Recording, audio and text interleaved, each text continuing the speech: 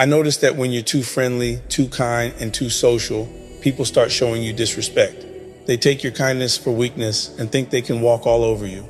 People start underestimating you, thinking you're soft just because you're a good person. But the moment they push you too far, they're gonna see a whole different side of you, a side they ain't ready for. If you're always being nice, always doing things for them, they'll keep expecting it. And eventually, they'll think they can take advantage of you, run over your shoes like you ain't even there. That's when you gotta step up. You gotta step up and show them a side they've never seen before. Just because you're nice, just because you're showing love, doesn't mean you gotta tolerate their BS. Matter of fact, that saying, treat people the way you wanna be treated, is BS. I can give you mad respect, show you love all the time, but if I don't get that respect back, I ain't obligated to keep being nice. Some people don't deserve your kindness. Some people deserve to be checked. And some people, they gotta learn the hard way what respect really means.